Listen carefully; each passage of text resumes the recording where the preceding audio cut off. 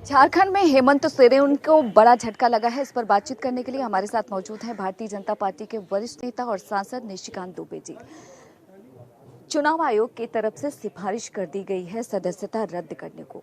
चुनाव आयोग के इस फैसले को आप कैसे देखते हैं? इससे बढ़िया कोई फैसला नहीं हो सकता था। भारतीय जनता पार्टी जो मुद्दों को उठाती रही है, जिसके लिए वो गई थी गवर्नर साहब के पास, गवर्नर साहब ने जो भेजा था हमारे एप्लीकेशन को, हमारी शिकायत को इलेक्शन कमीशन पे, इलेक्शन कमीशन में 3 महीने से जिरह चल रही थी।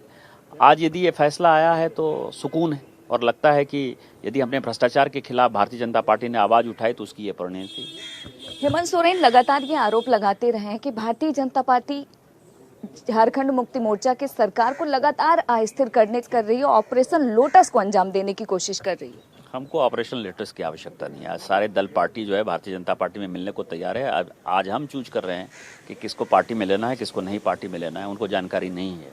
दूसरा सवाल यह है कि जब जनता का समर्थन हमारे पास है तो हमको ऑपरेशन लोटस करने की आवश्यकता नहीं है। वो अपना सरकार, भ्रष्टाचारी सरकार बचाने के लिए किसी के ऊपर आरोप लगाना है तो वो भारतीय जनता पार्टी के ऊपर आरोप लगाते हैं।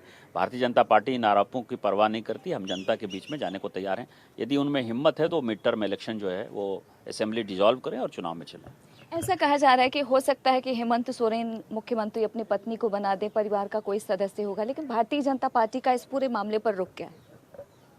वो किसी को बना सकते हैं कांग्रेस का। मैं तो बार बार कहता हूं कि AK-47 के साथ जो प्रेम प्रकाश पकड़ा है उसको बना सकते हैं।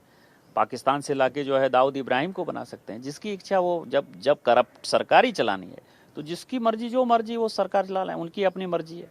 लेकिन यदि उनमें नैतिकता है, भ्रष्टाचार के आधार पर उनकी सदस्यता गई है तो उनको मिड टर्म इलेक्शन जो है घोषित करना चाहिए। एक आखिरी सवाल, जिस तरीके से लगातार चाहे बिहार हो, झारखंड हो, दिल्ली हो, CBI और ED की कार्रवाई हो रही है, विपक्षी दल लगातार ये आरोप लगा रहे हैं कि ये राजनीतिक साजिश है। आपका क्या कहना है? देखिए, 24/7 ये चैनल हो गया है और सोशल मीडिया हो गया, इसलिए चीजें ज्यादा हाईलाइट होती हैं। सुखराम जी के ऊपर जब IT का रेड हुआ, किसकी सरकार थी? सुखराम जी तो खुद मंत्री थे ना। नरसिम्हा राव जी की सरकार में कमलनाथ जी के ऊपर और माधवराव सिंधिया जी के ऊपर हुआ था कि नहीं हुआ था? CBI रेड हुई थी कि नहीं हुई थी? हमारे यहाँ आडवाणी जी के ऊपर CBI रेड हुई थी कि नहीं हुई थी? यशवंत सिन्हा के ऊपर CBI रेड हुई थी कि नहीं हुई थी? उस वक्त क्या था? लालू प्रसाद जी को देवगौड़ा जी के समय जो है जेल जाना पड़ा। हमने तो नहीं भेजा ना। कनीमोझी और राजा जो है जेल चले गए। तो आप काम करते हैं तो उसका CBI, ED, इनकम टैक्स सब इंडिपेंडेंट है, और हमारे समय जो है हम पॉलिटिकल विरोधी को जो है टाइट करना चाहते हैं। ये उनकी अपनी मानसिकता है। उन्होंने अपनी मानसिकता के साथ जैसी सरकार चलाई वैसा सोच रहे होंगे। ये मोदी जी की सरकार है, जीरो टॉलरेंस पे बिलीव करती है। यदि BJP के भी सांसद, विधायक, मंत्री, मुख्यमंत्री चोर होंगे तो वो भी जेल जाएंगे। वक्त देने के लिए शुक्रिया। ममता चतुर्वेदी, जनतंत्र TV, दिल्ली।